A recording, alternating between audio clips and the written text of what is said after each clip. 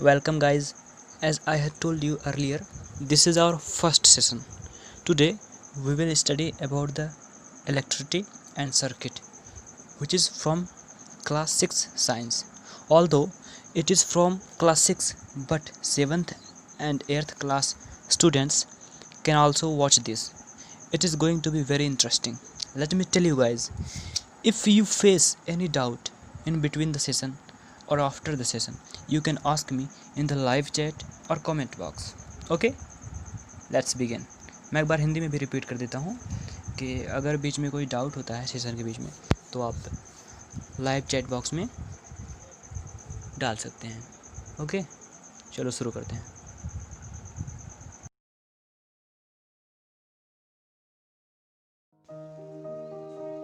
So guys, we are going to start our lesson. So the name of the chapter is electricity and circuits.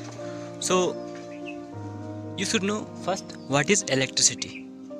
So basically electricity is the flow of current in anything.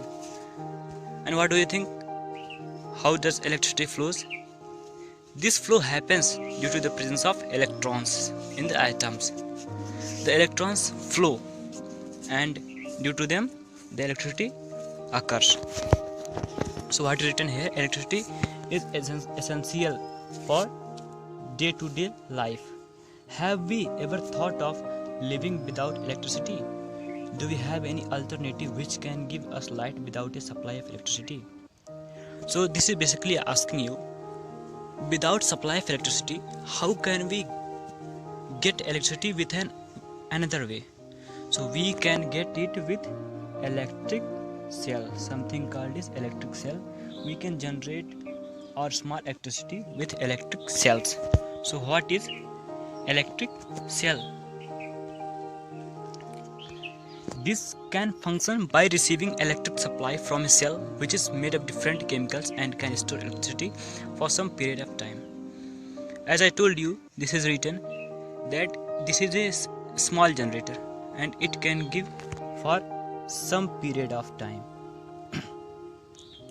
Is this a constant source of electricity? Can we store this for better use? Let's study more. So yeah guys, we can store this energy in the form of batteries. So what is an electric cell? An electric cell is something that provides electricity to different devices that are not fed directly or easily by the supply of electricity. So what is saying that suppose in your house, in any room, you have not the supply of electricity, regular electricity. So you can get your electricity with a battery, small battery. You have seen small batteries. You can connect those two wires with your bulbs and your bulb will glowing. It has two terminals. One is positive and the other is negative. So guys, this is our electric cell. I have told you. And now we move into electric bulb. A bulb has two terminals. The bulb has a spirally wound wire filament inside it. I am showing you the bulb. This is our bulb and this is called filament. This is called our filament. It is glowing. This is our positive terminal and this is negative terminal. An electric cell is connected to the terminals of the bulb. Hence, electricity passes through the bulb. The filament in the bulb glows and emits light. This is because the circuit is complete now. So basically, what is circuit now? Do you know the definition of circuit? The closed path of an electricity is called circuit. If we open the switch, the circuit is broken and our current will not flow. Now, identification of positive and negative terminals. I have told you the cap side is positive terminal. Just under the plus sign, an electric cell has cap. This is the positive terminal. And where the disc is in the back side, this is negative terminal. So these positive and negative terminals of the cell are important because these can be used to connect it to various devices. So you can connect it with a bulb, with or another battery, with a fan. So many uses of this. Now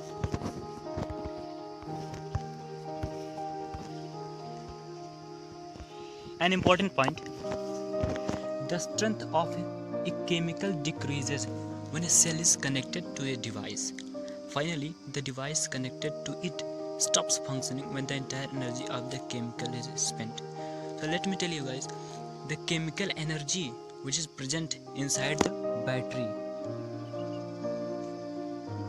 the chemical energy that is present inside the battery, it gets consumed after some amount of time, and after that it can't be used, it can't be reused. We should throw it. Now a question for you: how is electric cell related to torch bulb? So the electric cell's positive sign and the negative signs are connected with the electricity passes through the filament and it starts glowing. We connect the cell to the torch bulb and the bulb starts glowing. Now electric circuits, conductors and insulators. What is conductor? Guys, conductor are substances that allow electricity to pass through them freely. The reason behind this is that these substances contain many atoms that have loosely bound outermost electrons or valence electrons. So remember guys, electrons always helps in the flow of current. Basically, the current is itself electrons. So the atom which have the one last electron, one valence electron, they will help in the flow of electricity. So we can take the example of copper. Copper is a good conductor of electricity because it has only one valence electron. You will study later. Metals are good conductor of electricity. Metals have a number of valence electrons or even a single valence electron which are loosely bound. I have told you about the copper. In an electric circuit, these electrons can freely move around the circuit with a domino-like effect. Metals are found toward the right of the periodic table. What do you understand by domino-like effect? This means a fast effect with very freely, very fast. So let's move to the other topic.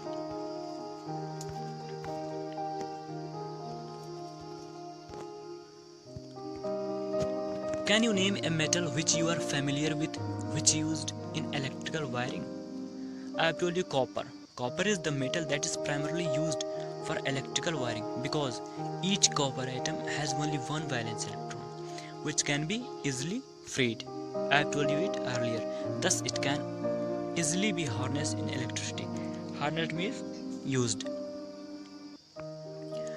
There are many other substances such as nails, safety pins, iron rods, etc. The human body itself is also a good conductor of electricity. Thus, we need to be extra cautious that we do not get an electric shock. Okay guys. Now, what are insulators? Just opposite to the conductors.